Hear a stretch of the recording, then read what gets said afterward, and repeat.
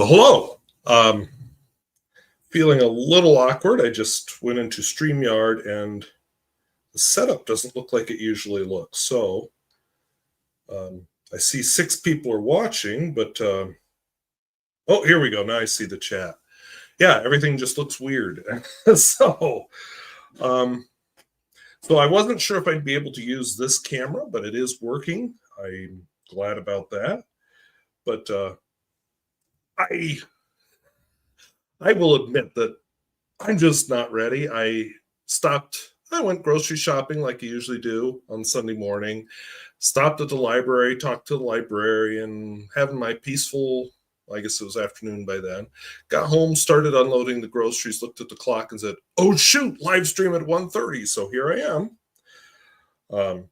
The topic I put up was fountain pen life because I wasn't sure if this pen would work, or sorry, if this camera would work. And I was thinking I'd have to do it entirely with the laptop, but I see the camera's working. I don't know how the audio is working yet, but I'm sure somebody would have commented by now if the audio wasn't working. So there is that. I don't know exactly what's wrong with this camera, but it cuts out. So if I cut out suddenly, I haven't left. I've just got camera trouble. Right now, because I do this every year right before the new year. So right at this instant, I have exactly 1 pen inked up. This is my Pilot Custom 823. But who knows, we may ink a few up. And I've got my glass pen laying here somewhere. Well, I set it out. Oh, there it is. I found it. So I thought we'd talk a little bit of ink. So I see, let's see here. We got Riverside, California, and good to hear the audio is working. You know, when you talk to a group and everybody's going, you're like, oh, there's a problem. But when you can't see anybody, it's really hard. I can actually get people on here. That's something I'd like to try one of these days, is to get other people on here. I could, with the free version of this live streaming software, I can have up to 6 people with more than, you know, if I start making lots of money off the live streams, maybe I'd do the paid version. But for the free version, 6 seems plenty to me. So hello, Glenn Kelly. Thank you. Bill Pemberton says I sound fine. ODE is all the way from Portugal and says I sound fine. So if you can hear me across the Atlantic Ocean and half of North America, we're doing pretty well. Barbara, good to hear. And hey, yeah, made it from the start. It's very rare I actually join a live stream while it's live. It's usually a couple hours later. I'm like, oh, guess I missed that one. Ontario, so we got Canadians here. My button's not working. The Netherlands, glad to have you. Cornwall, so the UK is represented. And we have Belgium. So glad to see everybody. So, like I said, this camera is being a little naughty, so I'm not sure 100% what I'm going to be able to show you anymore. We'll do our best. And I have a backup topic in mind if it all fails. So, Brazil, all right. So I did a video this week instead of doing pens in use, because by then I was cleaned up down to not quite to 1 pen when I filmed that, but close to 1 pen. I was finishing up some pen pal letters.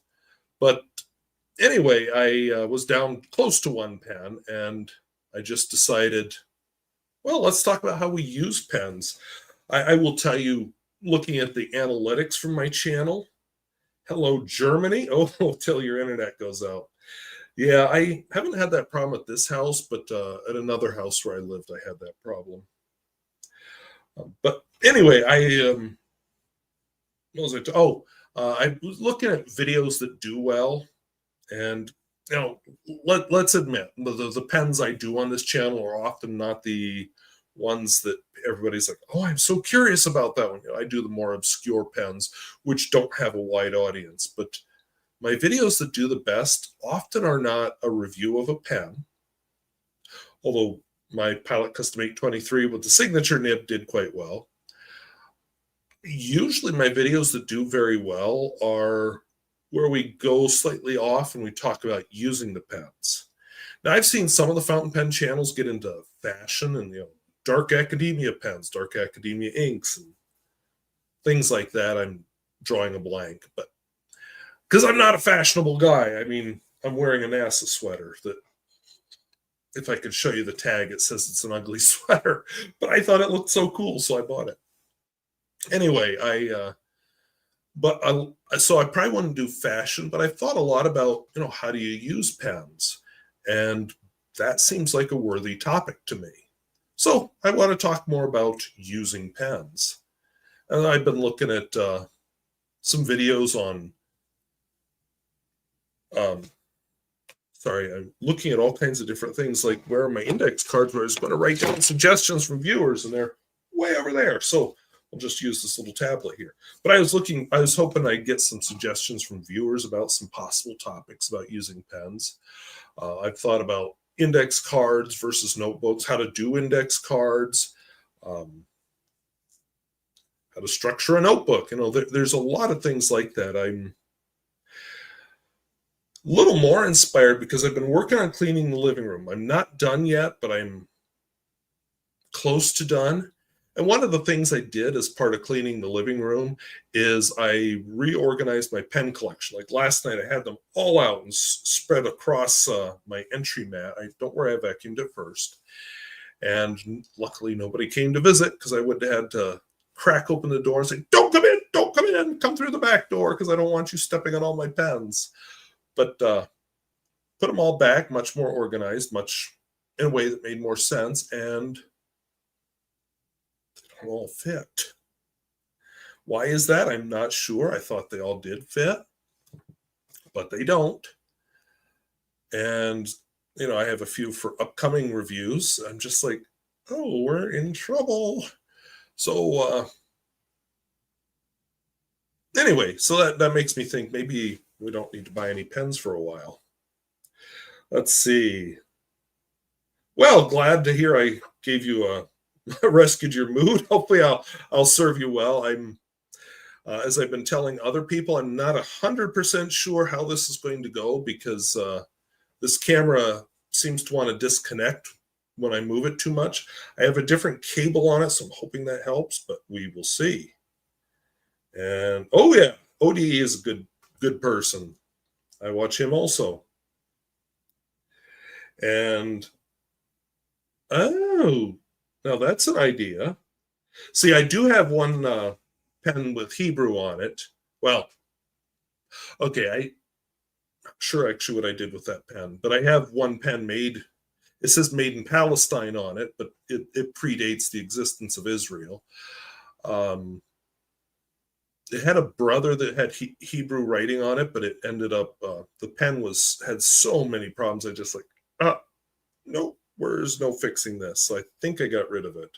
But yes, that kind of makes me wonder.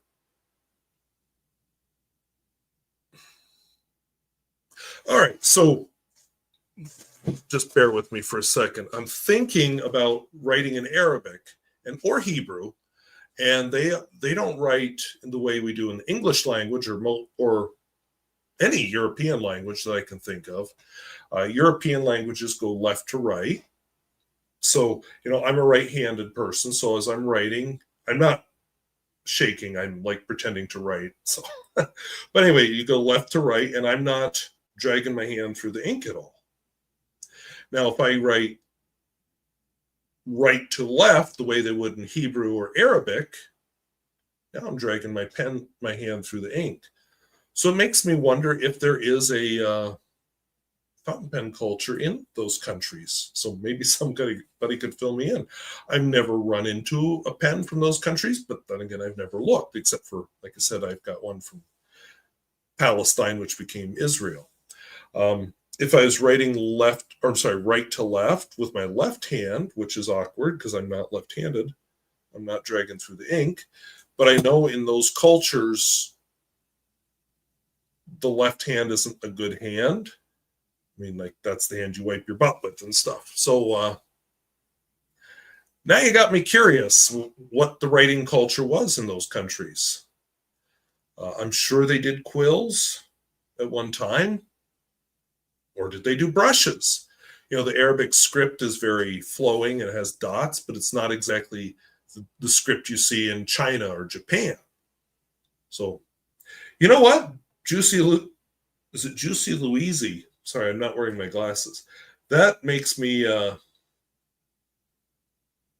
have to research that now, don't I? That is interesting.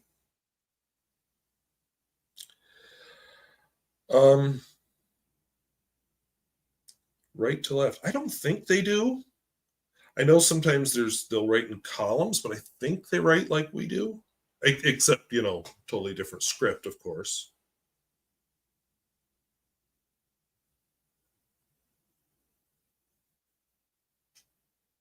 No smearing. Okay, yeah.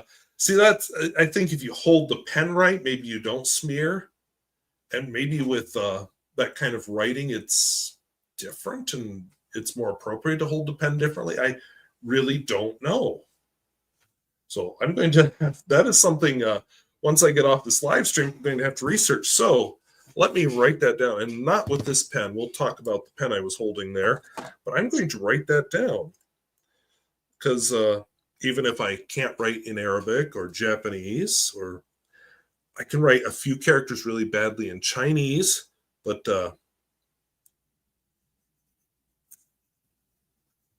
anyway, we're going to write down writing with fountain pens, Arabic, Hebrew, and I got to find out about Japanese. Direction and smearing and other writing tools. So yeah, this live stream is already paying off because you got me a whole bunch of donos here. So writing it down, like I said, I was going to put these on different index cards, but the index cards are over there, so I'm using this little tablet I never use. Yeah, I do have people who enjoy these more obscure pens, and I'm hoping to do some pen repair stuff. I have a pen.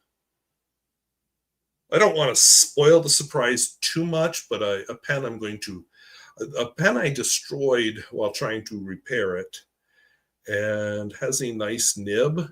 So I'm going to take the nib and put it into another pen. So we're going to do a little nib transplant. So that's going to make a video. And I want to do a video on putting a sack in a pen, and video on pressure bars and those kind of things. So I have some topics that aren't necessarily reviewing a pen. Okay. Tom Morley is a lefty underwriter, almost never smears. That's good to know. Like I said, I'm not a lefty, so I don't know much about it. I know I have seen people who are left-handed who kind of write, I don't know if this is underwriting, but they kind of curl around so they don't smear. And I actually have a Parker nib, which I thought would be really cool, and it wasn't. But it's an oblique. Instead of being cut like this, the way most obliques, here, facing the pen, pretend the nib is down. Most obliques are cut like this. This one is cut like this. Didn't like it, but I'm not a lefty, so there you go. I'm not even coordinated with my left hand. I shook hands with somebody. Oh, was it last week or the week before? Anyway, I always, shake hands. Well, they had their right hand in a sling, and they'd had major surgery on their shoulder, so they're like offering their left hand, like, oh, this is awkward. So we got a lefty overwriter who almost always smears. So underwriter does not smear, overwriter does smear. That'd be interesting how you position the paper. Yeah, I have been guilty of smearing ink. Especially if I'm tired, I'm just kind of dragging my hand along the paper. Up and down. Yeah, see, I enjoy the obscure pens. I watch a few videos or a few channels where they do obscure pens, but that's me. Anyway, so I'm glad that audience is out there. This must be the overwrite hook position. Now, underwriting, it must be like this. Oops, get it above Barbara's thing there. I'm not a lefty, so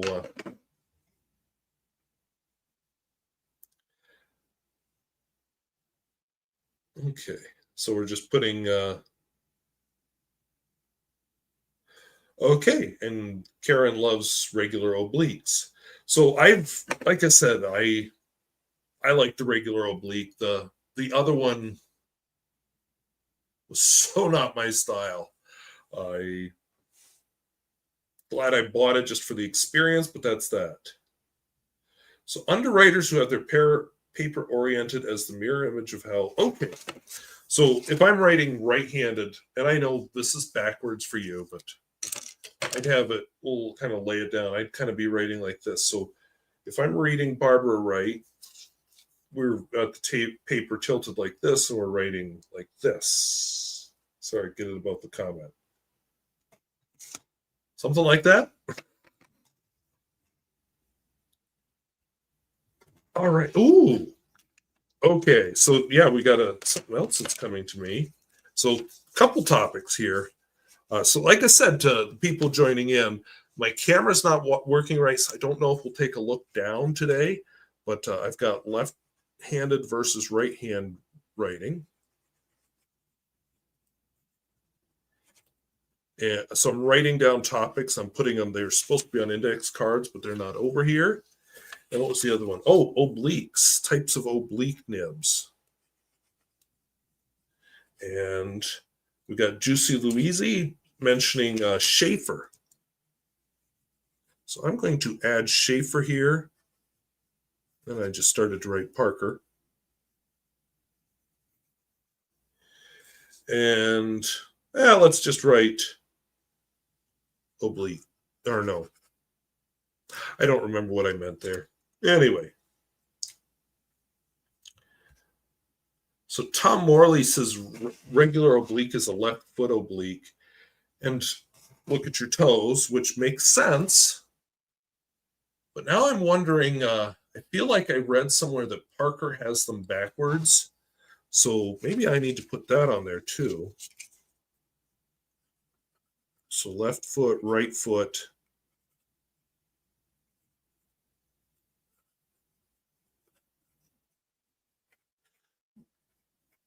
So I'm just kind of sketching down ideas. But yeah, that is a whole rabbit hole. And maybe I could get something out of those oblique nibs. So fun fact, I'm going to be inking up all new pens because right now the only pen that's inked up that's not clean is this Pilot Custom 823.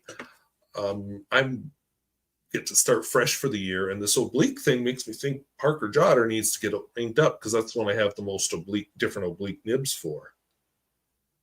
Oh.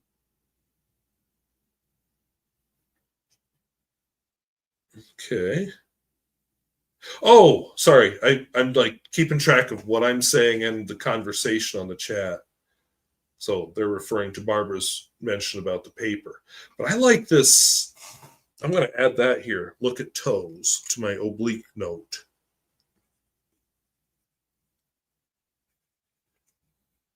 I had a troll on the channel, on the chat, a couple of months ago. This is before I knew how to block trolls. And they were mentioning about, look at your feet. And not really into that, but maybe I will have to use my feet with socks on just to illustrate, because nobody wants to look at my feet. I burned the top of them once dumping a pot of coffee on it, and nobody wants to see that mess. Okay. See, Karen, I used to think. Oh, typo. Sorry. I was trying to make sense of that, and it wasn't happening. I originally used to think oblique equaled italic because yeah, and the italic obliques, you have italic nibs. Those are usually ground. They're thinner horizontally, or no. Anyway, they're thinner, so they make a thin horizontal line. They make a thick vertical line, and they're usually kind of sharp at the edges, whereas stubs are more rounded at the edges. Cursive italic even more so. And yeah, there used to be all kinds of inks. So when you're talking italic obliques, yeah, there used to be those. A lot of companies don't have the variety anymore. I was surprised, now not in the United States, but Parker actually does have quite a variety of nibs, but you have to buy them from the European market, not the US market, because I guess people just don't buy them here. Um, yeah, okay, so you may have given me a whole rabbit hole here.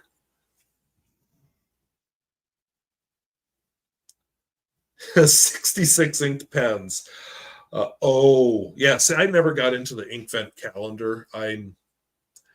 If you saw my video on Friday, I have more ink than God, so I don't really need any more ink in my life. I'm trying to focus on using up what I have. And if I get the camera to cooperate later, this may run the risk of ending the live stream because the camera fails. But I will. I've got some really pale inks I wanted to talk about, so we'll see what we can do later. But yeah, 66 is a lot of inked pens. I would forget what's in each one, but I would imagine you probably have it written down somewhere. Huh. You know, one of my vintage repair projects, I have a Osmiroid pen that has a whole bunch of nibs with it. It's like a calligraphy pen. I'm trying to remember if it's a dip pen or what it is. I ran across it yesterday while I was organizing my pen. You know what? I'm going to get up and get it. So we're just going to have a little dead air here. So you talk quietly amongst yourselves. It's like 6 feet away, so it's not going to be long. But I'm going to go grab it just to see what it is.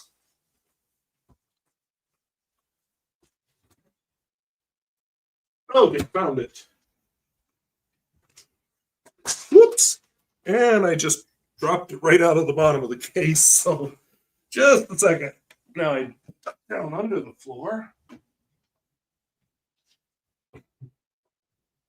I can't believe I just did that. So I was about to hold this up and show you all. So this is an Osmiroid pen set. Hopefully I found all the nibs. If I didn't, when I sweep the floor, I'll find the rest of them. But it's an Osmiroid pen set. And, oops. It's a lettering set. So it is a fountain pen with 6 nibs. So I see 4 laying here. Here's number 5. I don't know if I originally had all 6. So that's an open question.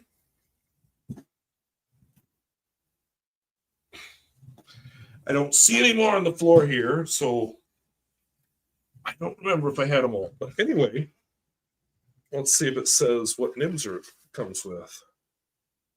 Doesn't. The filler. Oh, there's nib number 6. Okay, so the filler, let's see what it is. It's not a lever. Oh, it's a piston. Maybe it works. So it says it's a simple, all right. The Osmiroid Simple Guide to Pen Lettering is behind this card. Well, it's not. So something that's been lost in this antique set. But yeah, I do have all 6 nibs, so that's something. So let's see what I have here. Okay, digression from the plan. Okay, not looking italic. I can't read it either. Even with my reading glasses, I struggle to read nibs. Okay, so this is a fine, italic fine straight. I might have to make this my video this week. This says B4, whatever that is. That looks like a very broad nib. It's got 2 ink channels, kind of like a music nib. This has a cover on it. Oh, this is weird. sketch pen. Huh. That's a weird one. Then we have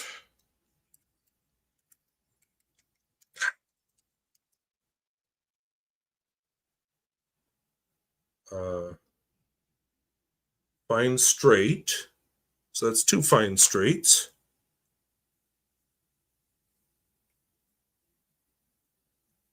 And this has a B2. And let's see what's in the pen.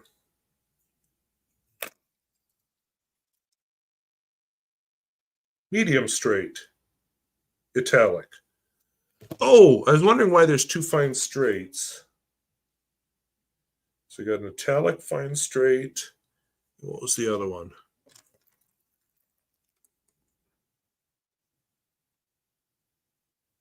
Okay, they're both italic fine straights. I would bet there's been some transplanting nibs over the years with this pen. But well, thank you for whoever brought up Osmiroid, because I'd kind of forgotten about that since last night. So I'm going to put all this sort of back together. I'm going to clean out the pen after I get done filming this live stream, and I think you have picked my video for the week, even though it is going to be a pen review. I think you have picked my topic for the week.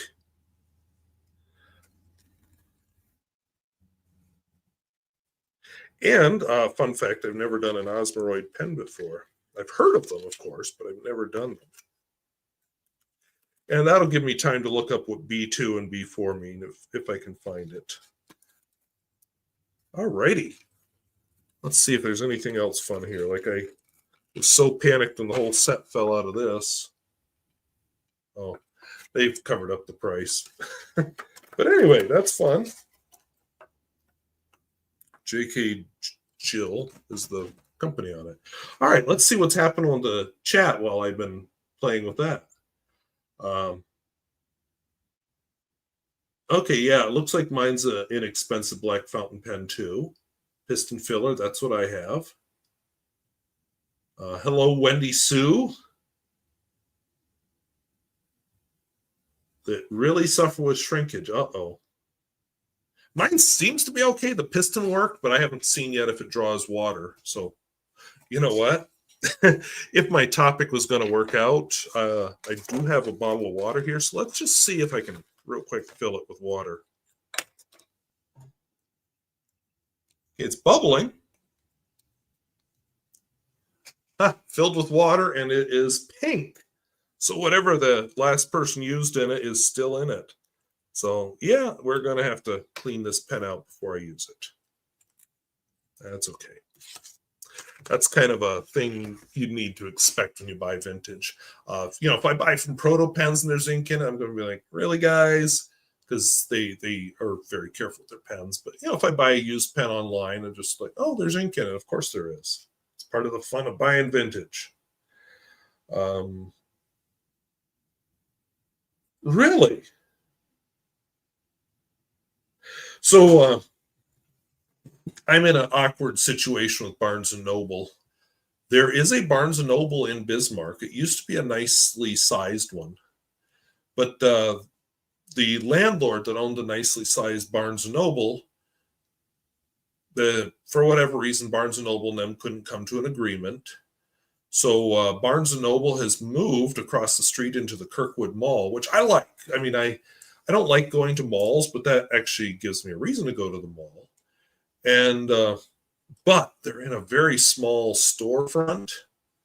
So the Barnes & Noble in Bismarck is much more limited than the typical Barnes & Noble, which is good and bad. They have to curate what they have, and they don't have one whole wall of the store taken up by magazines. So it's fun buying magazines, but that's kind of not something I do real often anymore. There is a no, it's not Borders. What is it? It used to be Borders. Books A Million down in Rapid City, South Dakota. They have stuff. I bought 1 or 2 notebooks there, so maybe if I get to Rapid City, I'll have to look there. But either way, it's 180 miles away, so it's not like I'm just going to whip down there. I have to plan those trips. I had somebody suggestion on one of my videos recently about picking up some stickers at Starbucks. I'm like, Starbucks, 180 miles away in Bismarck. Or hey, there's this product at Walmart, 90 miles away, Dickinson, North Dakota. So, that's where I live. I don't live in Dickinson. I live very small town. So, yeah, I can read things like if I'm not wearing the glasses like this, I can read because I wrote it big, but smaller stuff, I have to hold it away. One of the things with us as we age, we get to be farsighted. When you're younger, you need the glasses to focus on things far away. Then you get older and you need the glasses to focus on things close. And you look over there and you're like, oh, there's a rabbit in the neighbor's yard. Isn't he cute? Oh, look, he's got a little spot on his forehead. And, I can see that, but, try to read a book. Till I figured this thing out, I was actually slowing down on the pens and the reading and stuff because I actually got into ebooks then more because I could enlarge them a lot. But yeah, reading glasses have solved a lot of problems. I don't have them up here anymore because I moved them downstairs to my workroom. But I have a pair of safety goggles that the retired VOAG teacher gave me. That they're like bifocals. They're regular safety goggles, but then they've got a little bifocal section. And she used them a lot. When she's helping kids use tools and things, that she could focus on the details and still be safe. I'm 49, by the way, if that makes any difference. Okay, now I don't have an Esterbrook dollar pen. I have several Esterbrook J pens. That might be interesting just to try it. See if it works. Sketch pen with a white bit on the feed is for See, I was always told, no, don't put India ink in a fountain pen. So is the nib specially designed for that? Is that what the cover is for? You are raising all kinds of questions for me. So I will have to research that, but that's another thing I'm going to write down here. That the sketch nib is for, Osmiroid sketch nib is for India ink. See, like I said, part of this live stream is just going to be about getting ideas. And I have gotten several now. Because this coming year, there's probably going to be fewer pen reviews because there's going to be fewer pen purchases. So I want to look at some of the other things because I know for me, I've gone online looking for topics and struggle to find them. So I'm wondering if I can fill that gap in some ways. I've talked to a couple of, I don't want to mention names, but a couple of pen people. I don't know any of the big names real well, but a couple of pen people that are just like, yeah, I'm sort of losing interest in reviewing new pens. And, I don't like the word influencer, but I don't want to be one of those people that's go buy this. Oh, go buy this. And I've been, over the summer when I was decluttering, I got into a few videos that were what they call de-influencers, and they would analyze some of these influencers in their videos, and they'd analyze like pantry hauls, and these people have all these different plastic tubs in their pantry, and they're refilling them all, or they would have ice cubes, so they'd have all these different flavored ice cubes in different shapes that they're restocking all these different plastic containers, and it's just like, who stocks up like that? Not me. I've got not very many containers that match, and more than that are reused from other things than probably I should have. Okay, so I can swap, according to Ian Christie, I can swap with vintage Esterbrook units. That should be fun. No, I'm not going to say that because that's just speculation. Yeah, I do have a set of Pilot Parallels. I did a video on them recently. And actually, they're some of the pens that are getting cleaned up right now. They were fun.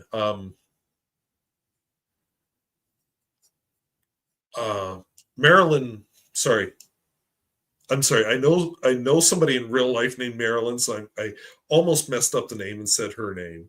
I meant Miss Marilyn Darling because I know a real life Marilyn.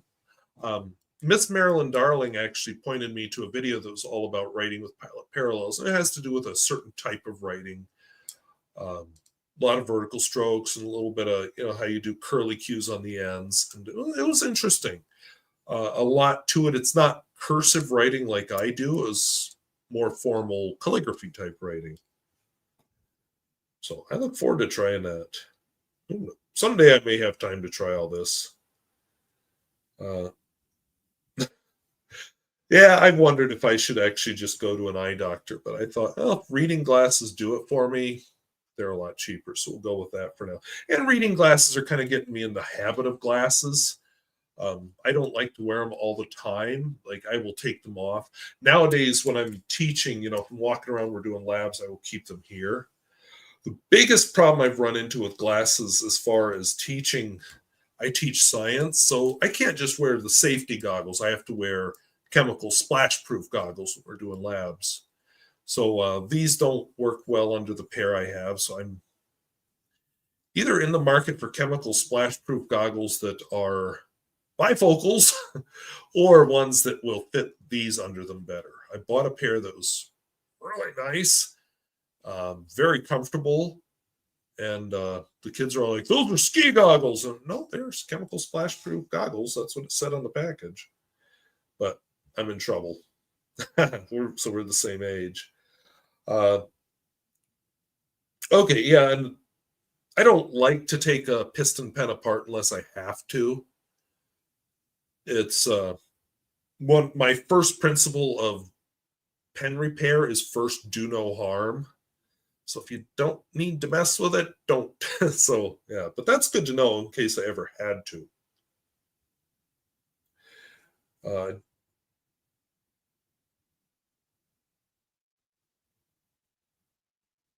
Oh, maybe I got my nibs backwards.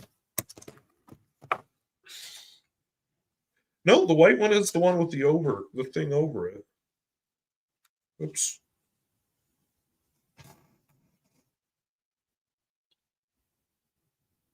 Well, anyway, we'll save that for when I'm actually doing a video, but well, this is a video. But anyway, yeah, it doesn't say sketch on it other than on the nib. And what was the other thing here?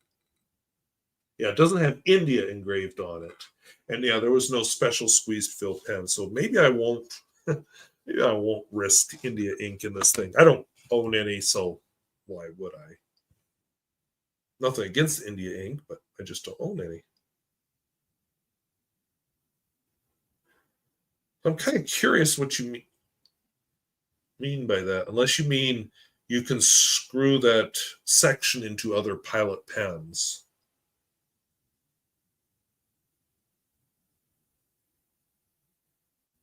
Okay. Yeah, so I'll be careful with this playing around with it. But anyway, so we got, let's see, how many cards worth of topics? I guess I'm up to 4 cards worth of topics so far out of this video. So maybe 5 of this Pilot parallel thing might be something to try and figure out if I can put Pilot parallel nibs in other pens.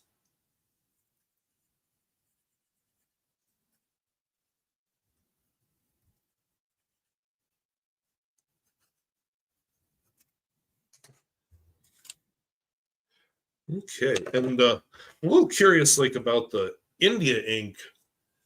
I don't know if anybody's ever done this, but yeah, if you let it dry in your pen, can you get it out? I kind of think, excuse me, I kind of think the same thing with. Got a glass of water here. I kind of think the same thing with the pigment. Do I mean pigmented? Yeah, I think I mean pigmented. The pigmented inks, if you let it dry in the pen, can you get them out? They say not to leave them in your pen too long or else you'll be sorry. Trying to live by that.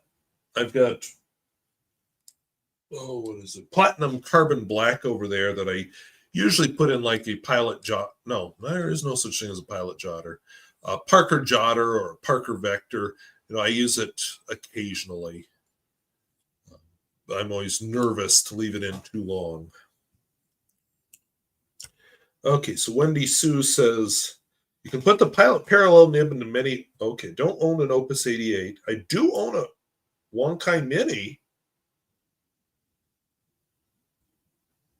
And I do own a Bennu pen.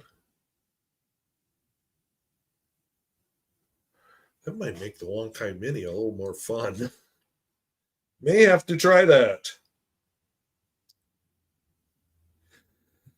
Yeah, that's what I've heard, because it'll harden and then you're just stuck. Because India ink is supposed to be very permanent. The only pen that I've heard you can use it in is a Noodler's. Just had it because it's going to be part of a project. The one, totally drew a blank here. It's laying here on the floor. Nope, not on the floor. Why is it laying on the floor? Because that's where I put the pens that didn't fit in the pen case. This one, the Noodler's Boston Safety Pen. I've heard you can use India ink in that. But the fun thing there is the nib ends up saturated with the ink all the time, so it doesn't dry out. So anyway, this is the pen that's going to get a nib transplant, and if it works, we'll have a video for later this week or next week or something. All right. Oh, yeah, if a piston's leaking, that's a good reason to try to fix it. Huh. I have one or two vintage pens that I can't quite figure out the magic of how to get them back in. I got them out just fine. They were such a mess. Pistons needed new seals and things, but haven't quite figured out their magic. And maybe that's one like that. I don't know.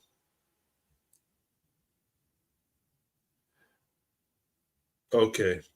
Yeah, I was sure that was the case, but I just wondered if there was some magic you could do to get it out.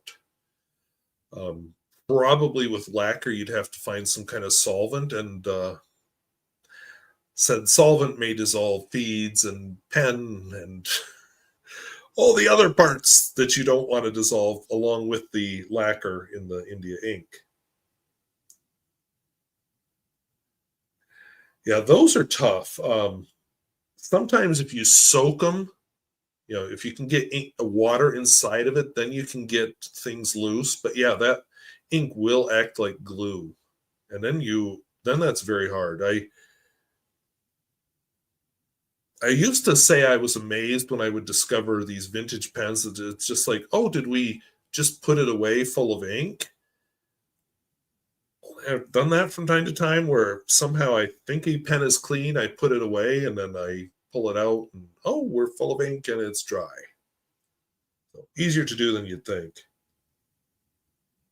I will have to check that out. I think I have a lot to learn. Mr. Inky Fingers. Yeah, I don't like to put it in really nice pens. So a cartridge converter is one of my rules, and basically Parker Jotter, anything a little lower cost. Yes, safety pen. I was just drawing a blank. I rushed into this because, oh, shoot, live stream time, and I wasn't ready, but so it goes. Let's see. Yes, I actually did like, I used to always keep a pen with platinum carbon black for exactly that reason. I've gotten a few letters that are runny because the water got the envelope soaked, or they must have mailed it in the rain or something. I've seen them where people will take a candle, must be, and they'll rub it over the address. But nowadays, let's see if we can see it if I hide this comment. Well, you can see the top of it with this camera. I have a typewriter. I address all my letters with typewriter now, so that doesn't seem to run.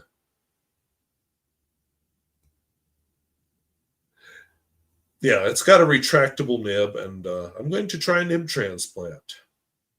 think I can use a vintage number 2 from a pen I really like, because I'll be honest, I'm not a big fan of the nib that's in it.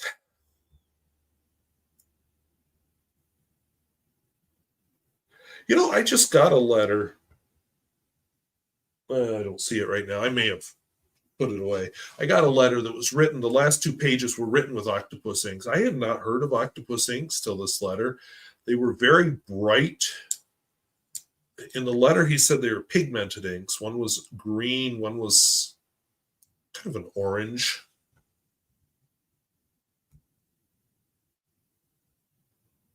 Good question. You are asking about 2 pens that I have never used in my life. I will tell you my experience with TWSBI. The only TWSBI I still own is a TWSBI Draco.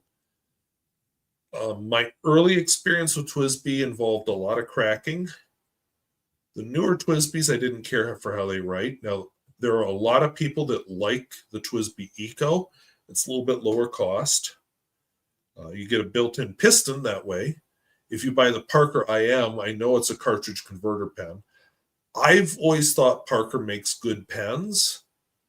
Not the most exciting. So I think you need to ask somebody who has used either of those pens, because I've used neither one. I'm sorry. That's the best I can do for you. Okay, so that must be that there's a pen, a special pen for India ink, because I do not see it on that nib.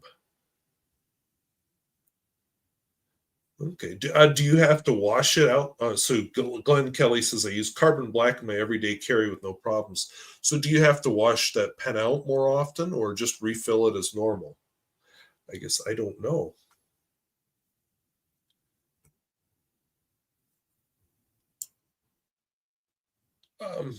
So I don't actually mind a permanent ink in an expensive pen.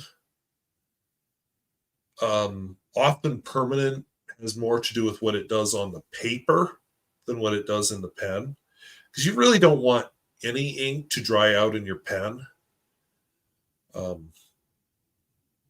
because it must be water soluble, or else it wouldn't be fountain pen ink. I want to say most permanent inks just do, especially noodlers, I know this, do a chemical reaction with the paper, specifically the cellulose. So yeah, I've never worried about that. Just like with the pigmented inks, of course.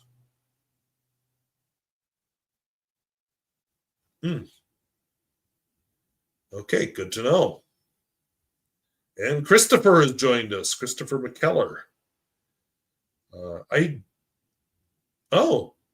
did not know that Diplomat made Octopus Fluids inks. I will be honest, I didn't know Diplomat made inks either. So was it last spring I was on Apple Boom Pen and invited me to do, they had this quiz show. And so I was invited on there, and I just embarrassed myself because it was all these questions about modern pens. Because I had watched one of the early episodes. It was all just general knowledge about fountain pens. I'm like, oh, this is great. I know all these questions. And so when I was invited to join in, it was all about modern pens. And I don't know. I don't buy that many modern pens, so I was sugar out of luck.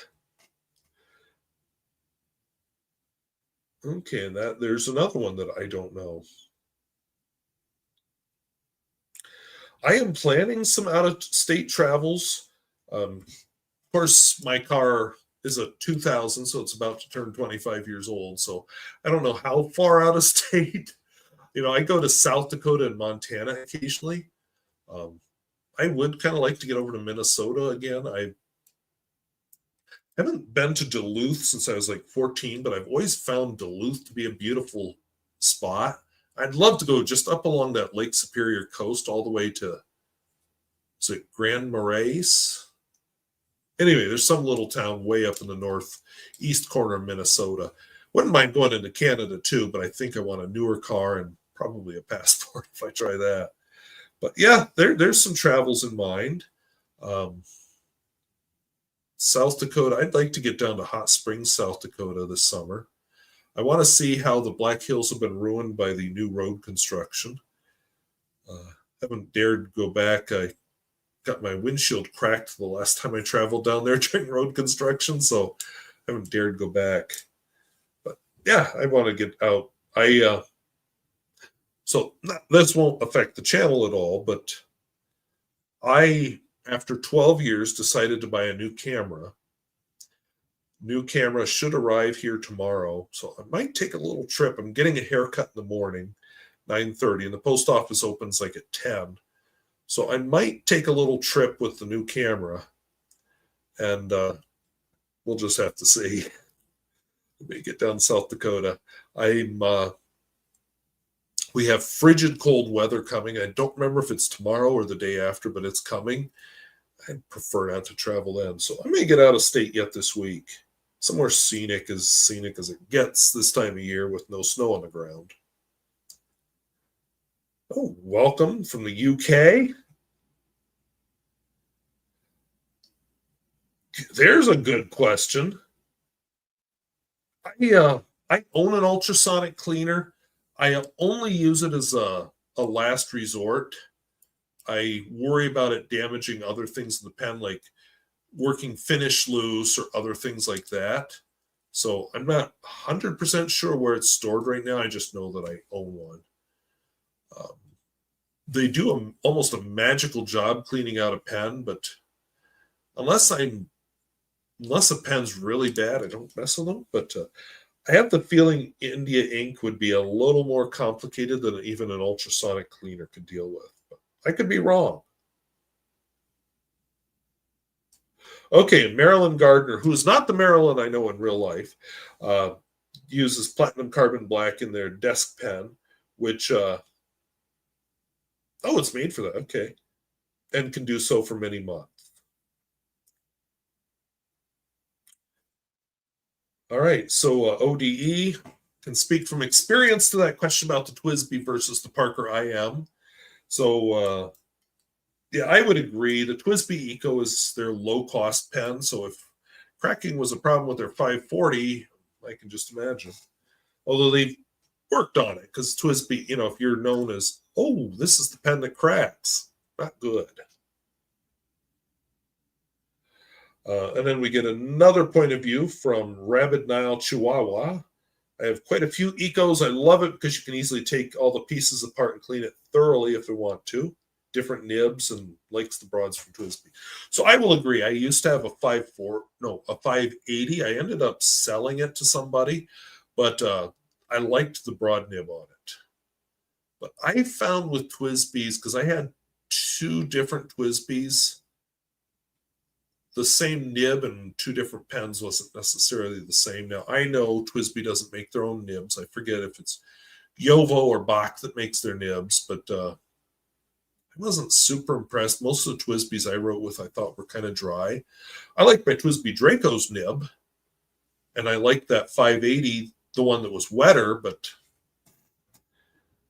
they do have somewhat of variety. Okay, and Glenn Kelly just refills. And here's another Parker IM fan. Never used it. And I heard earlier that Diplomat makes Octopus Fluids ink. Now I'm getting the reverse that Octopus Fluids makes Diplomat. So I don't know which is true because I didn't know either one made ink. So, and yes, that would be a use. My Pilot Parallels are laying in the kitchen. I was going to flush them after this video. I do know when I got them out to ink them up, because I was writing either Happy Holidays on my letters or 2025 on my letters using big sparkly inks and writing the first page with the big sparkly ink. And but I noticed sparkles in the feeds of my Pilot Parallels from the last time I filled them up. So yeah, you don't get all the sparkles out. So I can see where an ultrasonic cleaner might do that. So that would be a use. On a Pilot Parallel, I don't think there's much danger of damage from an ultrasonic cleaner. Okay, yeah, I don't know Platinum Chow Kuro at all.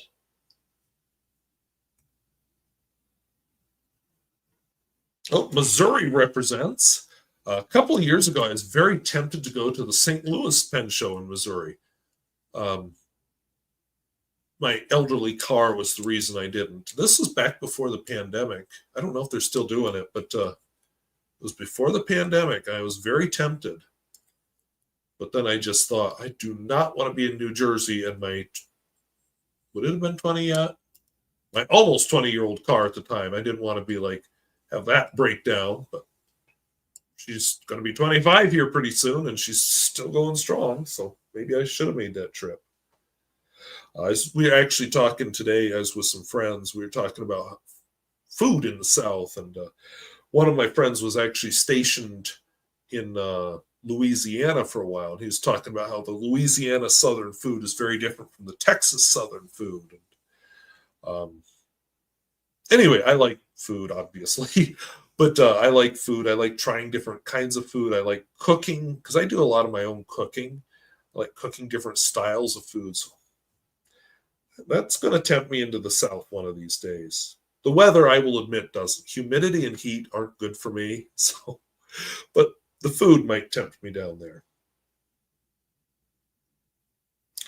Okay, so I'm going to have to write this down to research this too. I don't know that I can make a whole video out of it since I don't own any of the above, but something to look up. Octopus, Diplomat, inks, who makes them?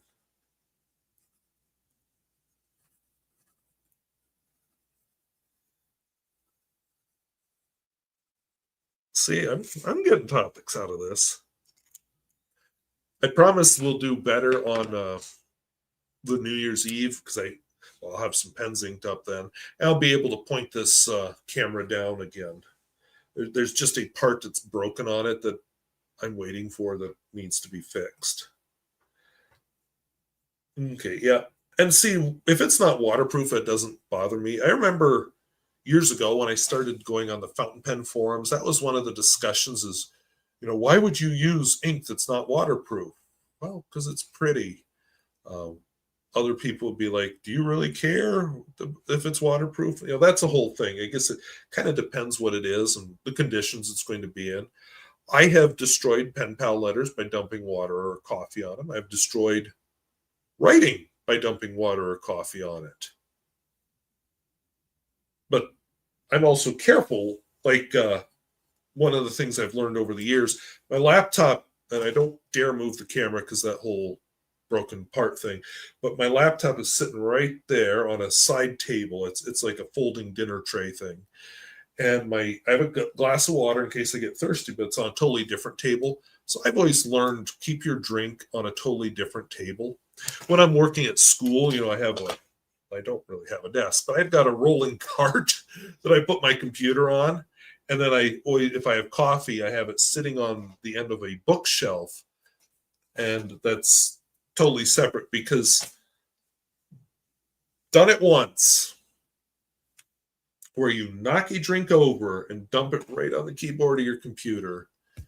And you just hear the little sounds as you hold the computer up to your ear and you're like, oh my God, I just did that. That was so stupid if I just went out on a different table. So, that was a rant out of nowhere.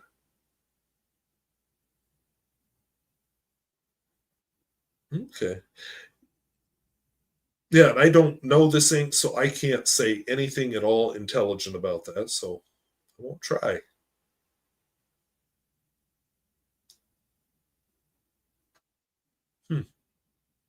So there must be something special about that ink. Okay, I'm gonna write that down too, because I don't know what y'all are talking about. Platinum Chaukuru ink.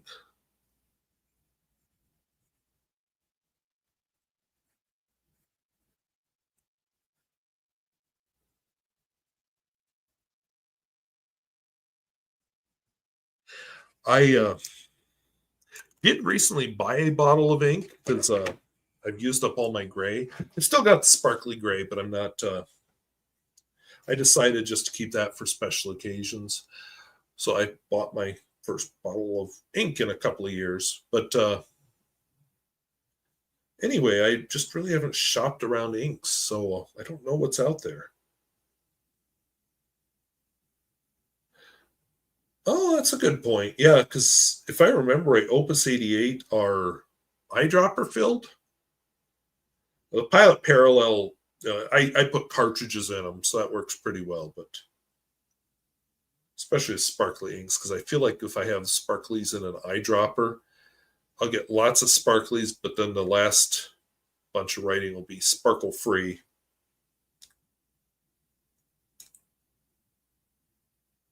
And that must be in reference to the distilled water. Yeah, so well, we'll see how these Pilot Parallels clean up. I may be using the ultrasonic cleaner on them. Okay, and that is good to know because I really lost faith in TWSBI in the beginning because so my fountain pen history is the thumbnail version. For years and years and years and years and years, I used a Parker Vector that I bought when I was 10 years old. Bought a couple other Parker Vectors because that's all they sold in the stores I went to. Somewhere in college, I picked up a Parker Frontier and I picked up a Cross of some kind. Those are my pens. And so I was in my 30s and just happened to get the urge to search up refillable fountain pens. And I discovered Noodlers. Now, at the time, the Conrad hadn't come out yet, so they just had the Noodlers Nib Creeper. But here was a pen that you could refill with a piston, which is something I'd always wanted. And it was actually an affordable price. So I bought a lot of them. But then as I got more into it, I discovered TWSBI. And so I bought a TWSBI 540, which I was like, hey, it didn't crack. Everybody's talking about cracking, and it didn't crack. And then it cracked. Bought another one. It cracked. I said, screw it. No, actually, first I emailed the company. They sent me new parts that were cracked. Those cracked. And I said, screw it. Finally, somebody sent me parts, not the company, just somebody I must have started on the channel by then. But anyway, they sent me parts. I'm like, okay, they're not cracked, and those cracked. So TWSBI had a bad cracking problem in the beginning. And I have heard it's a lot better now. I've heard it's not totally solved, but part of the words I've heard is we're now talking anecdotes. Mine was an anecdote too, but a lot of people had the same anecdote. If it was bad enough that the company was sending you parts without questions asked, they had a problem. So I would hope that by now that problem is solved. So that's good to know. Welcome, Netherlands. Yeah, that, like I said, it's good if they have solved the cracking problem because I don't think they'd be in business anymore if they hadn't. I think they were in big trouble at the time.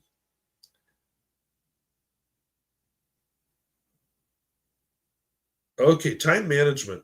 I've been thinking about it. I keep putting it off, but I've been thinking about it a lot.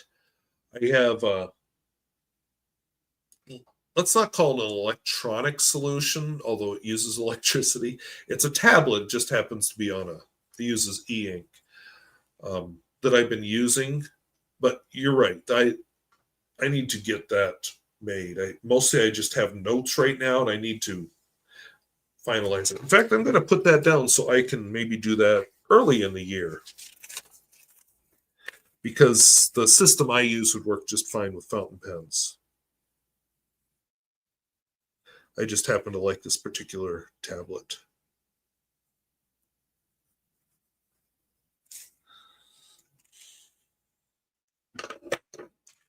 Okay. Yeah, I'm thinking they have a number 5 nib. The number 8 nibs,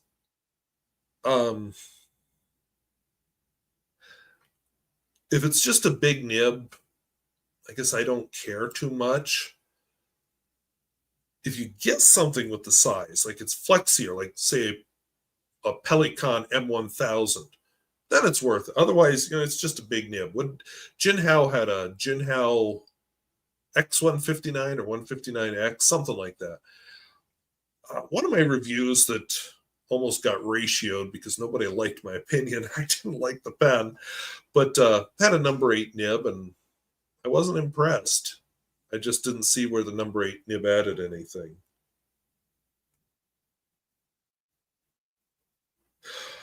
Yeah, and there's a good point, especially if you don't have gold plate on the nib. That's a good way to get it clean. Welcome. Oh, wow, we've been going for an hour. Twisby nibs are made by Bach and Yovo. Interesting. I remember one of the Twisby 540s I bought, one of the ones that later on cracked. It came with a nib built into it, but there was also a nib sent with it. And the idea was Twisby wanted you to switch nibs because they decided whatever nib they were using wasn't working, and they wanted you to try this, to put in this other kind.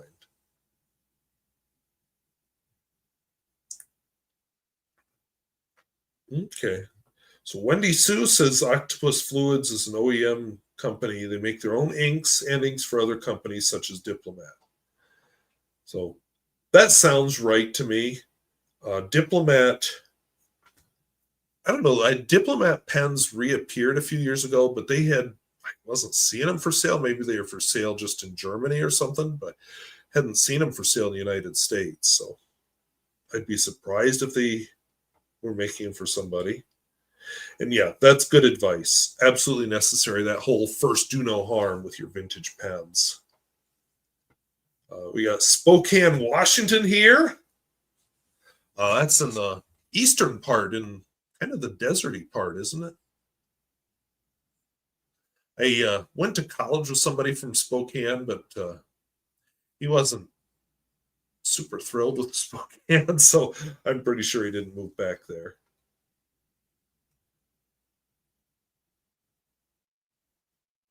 Okay, yeah, that would be a good idea. I have never put India ink in a pen. I've never used India ink, but I just was kind of curious. How would you clean that out if you do something stupid? I remember reading some stuff from Richard Binder about cleaning latex paint out of pens. And I just thought, who puts latex paint in a pen? But then I thought, I remember, again, early in my fountain pen days, being on Fountain Pen Network, and there was somebody who would always post a new comment almost every week about, can I use this in a fountain pen? And they'd be like coffee or wine or blood or who knows what, whatever fluid. And people were actually getting tired of it. But why would you? I did an April Fool's video a couple years ago where I pretended to put different things in fountain pens, but I didn't really. Then I showed how they would actually write with my glass pen later on. If I trusted this camera before this part comes in, I was going to do a little bit with writing on with these useless inks, but I'm going to have to save that for the New Year's Eve one. Just things didn't. The part I need is in Bismarck. I thought it would be here by Saturday, but it wasn't. So that's why it's all my face this week, because if I move the camera, it's going to cut out and then there'll be nothing to see. Okay, so you have 6 years in a row with, okay, platinum carbon black. It's good to know.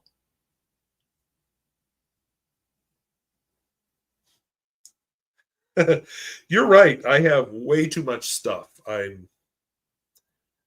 Some stuff you can sell, you can give away. Fountain pen ink, that's a tough one. Especially, I've used most of it, and I'm finding it's very slow going to use up ink up here. Like my Gat Green, I've just been using it, and I've still got 2/3 of the bottle left. My my Pelican Violet, I'm getting down there, but how many pens worth of ink are left in there? Let's see, my Lamy Turquoise, because I've been trying to use up turquoise inks. This bottle was full when I started using it, but it is taking time. It is just so hard to use up inks. And this video was supposed to be about that, and it totally took a different direction, but that's live streams.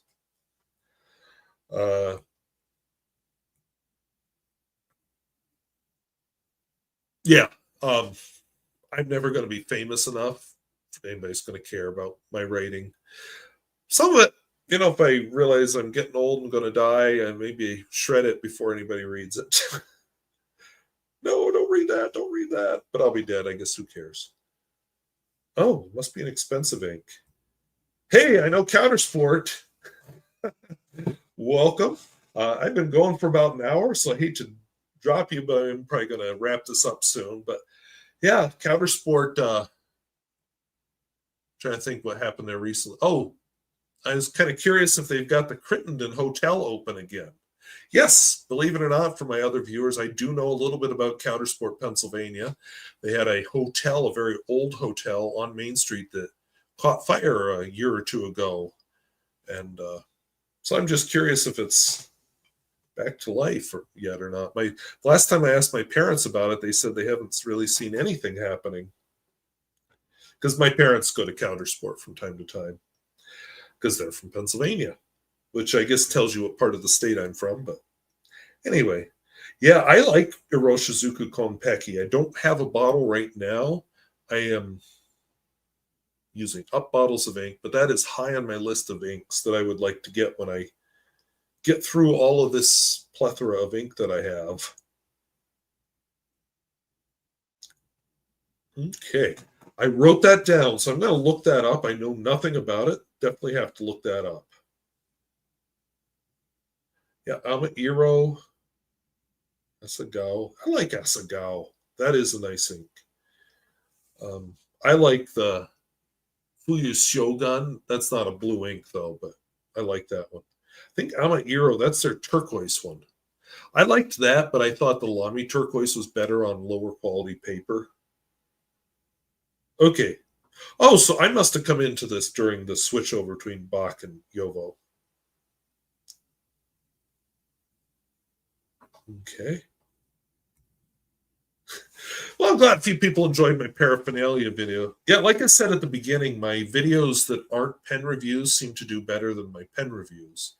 And part of that is the types of pens I review, but part of that is I think a lot of people like me aren't necessarily looking for new pens as we're looking for ways to use them or new ideas with them. So I'm looking for that. Hey, somebody else who's been to Countersport. Awesome. Okay, and you're visiting family. Okay, a few people enjoyed that. I've never had. Okay, we'll take that back. I did have one of my Pilot Custom 823s crack, but that was my fault. This was during the pandemic, and we didn't know what was going on, and I'm hearing about people buying disinfectant, so I'm scared of this thing. So I bought a bottle of disinfectant, and I had it in here actually to show. I must have shown it on a video, but I set it down. You can't see it, but there's like a coffee table right here where I'm trying to point. Anyway, it got tipped over and leaked onto the one that this replaced, and the whole barrel ended up with all these little micro fractures. Looked cool, but wasn't going to use that pen. I have heard that these will crack. That's why they say do not service it yourself, because apparently the tolerances are really tight. So if you open them or close them, unscrew the piston or even take the nib out, that they can crack. So I've always just left it alone. It's expensive enough and it's working. And again, one of my first principles is first do no harm. Okay, Ink Guy, I'm glad you're here. Yeah, I've been going for quite a while, so probably going to close it up soon, but I'm glad you made it. That's how it usually goes for me with live streams. If I decide to join in one, it's usually like 30 minutes into it. I'm like, oh yeah, I was going to do that. Yeah, I've liked the looks of that iridescent Vax 700. Not well enough to buy it, but sure looks good.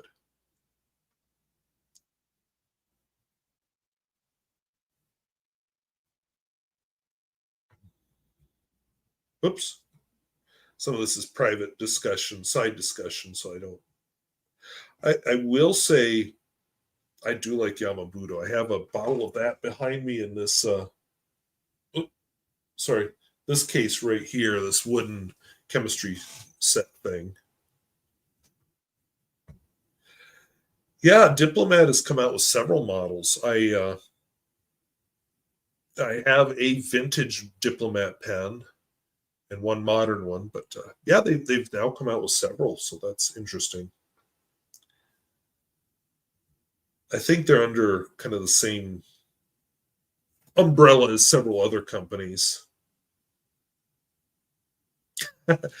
So, talking about Countersport again, yeah, Countersport is, I won't say it's the most touristy of small towns, but it has a lot of those features of a small town that, like, romance movies like to show in a small town, like the main street lined with old bricks buildings, and a nice courthouse square with an old-fashioned courthouse and a really old-fashioned jail.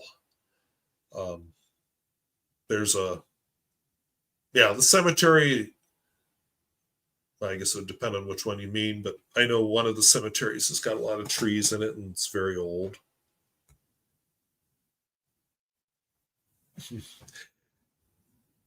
Yeah, that's one thing that's happening in the Mountain West is you are having a lot of people move there.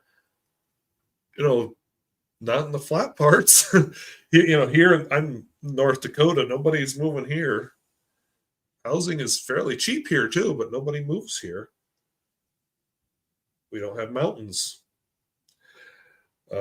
Yeah, Konpeki is fun if you have a good, especially if it's a wet nib, because I can get sheen out of that ink.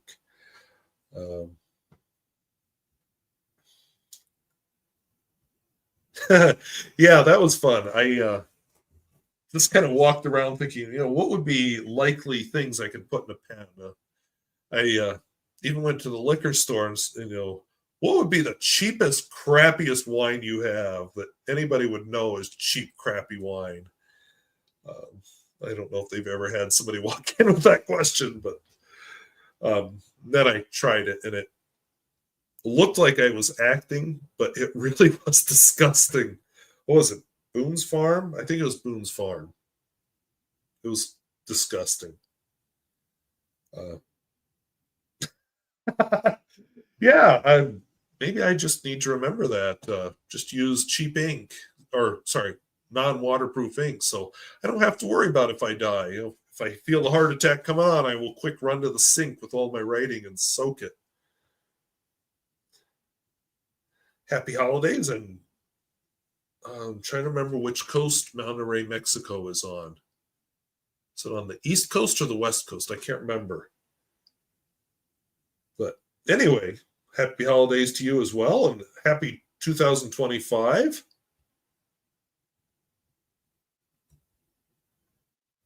Okay, not the Crittenden is not open. I always forget to ask my parents, and I don't know how much attention they pay because it's not like they're going to go stay in the Crittenden anyway. And they don't do bars, so they're not going to go to the bar there. Yeah, Asagao is a nice blue. I'm trying to think if I've got some up here in my upcoming. I've got 3 Iroshizuku bottles. Shinkai. Holy cow. Tsuyakusa. I know nothing about. An Asagao. Yep. Okay. So I'll save the Asagao for last and use up the other 2 first. Because I know I like that one.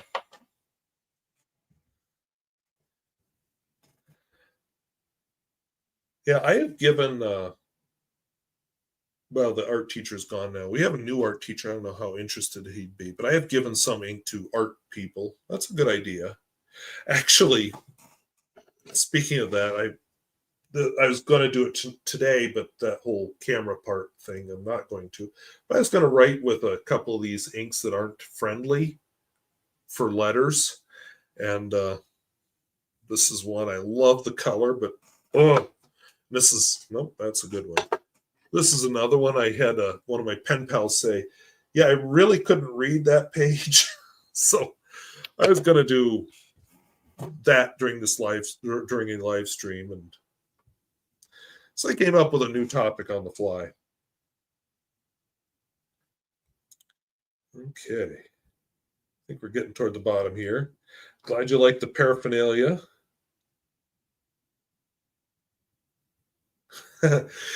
Yeah, ink videos. If you're going to do an ink justice, you put a lot of effort into an ink. And I know your ink videos, because you'll do the chromatography, you'll write with different pens. And if I remember right, you also do a match. There's a lot to an ink video, and that's why I don't do them very often. No, I actually don't plan to try out any new Iroshizuku inks. I am being good. I bought a new bottle of Iroshizuku Fuyu's Shogun because I out of gray ink, but I'm only letting myself buy new ink when I use up a particular ink color family. Or if it's Parker Quink washable blue, but that's not going to happen for a while.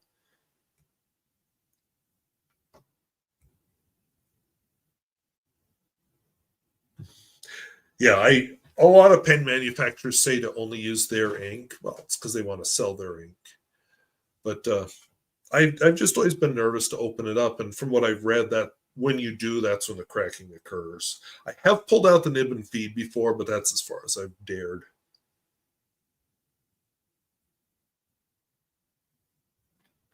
Yeah, I'm gonna wrap this up so you'll be able to catch the first half hour here. That's true. I'm trying to remember what his name was.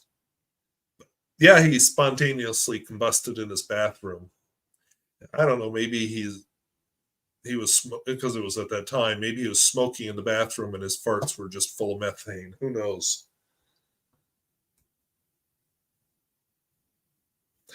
Yeah, Counter Sport, that's in the north, kind of central part of the state, close to New York.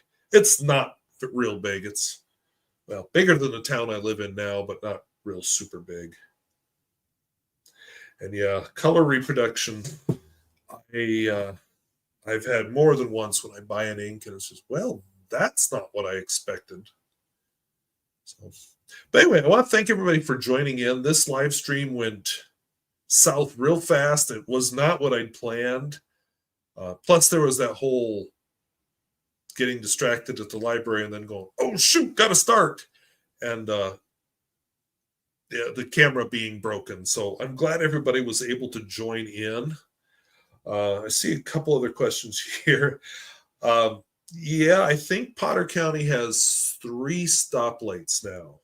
I might be wrong, but I feel, and they're all in Counter Sport, but I feel like there's one on whatever the road is that goes to Austin. There's one kind of at the corner where Route 6 and Route 44 join together by the Crittenden, which caught on fire. And then there's one down to the west, down by what used to be Sheets and Boyd's Corner Store. And but I think that's it for stoplights. I don't think Shingle House has one. Austin, Ulysses, Galton. Well, I don't know if Galton has a stoplight or not. Anyway, yeah, there's not many stoplights in the county. Hey, I live in a county with no stoplights, and none of the counties around me have a stoplight either. So I've gotten even more rural since then. Happy New Year's. I'm glad you're able to join in. Well, thank you. And I wish everybody a happy 2025. I am going to be back with the part that will fix this camera on New Year's Eve. So maybe we will look at some of these pale inks and we'll be able to look down at some pens. Look up at my face, of course, because it's a live stream. And hopefully do a much better live stream than today's was. So I want to thank everybody for watching and look forward to that. I don't plan a pen review this week. I'm going to film some, but I'm not going to release any, but there will be a pens in use on Friday that I'll probably film. Well, tomorrow or Friday, or tomorrow or what's after tomorrow? Tuesday, because it's supposed to get cold and I won't want to go anywhere. Yeah, countersports got a lot going on, a lot more going on than here. So happy New Year, and hopefully I can see some of you. YouTube will tell you when it's scheduled for. It's already up, and it'll adjust it for your local time zone. I don't stay up late on New Year's or any other year eve, so I'm going to end it at 9:00 p.m. my time. Maybe go a little bit later like I did tonight, but I get to making less and less sense the later at night it is. So yeah, I'll be fast asleep by the time the new year hits here. And some of you will already be in the new year. But anyway, I want to thank you all for watching. Talk to you later. Bye-bye.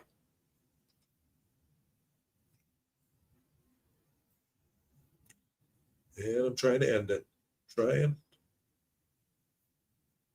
Yeah, there's another cut. Oh, there it is. End stream.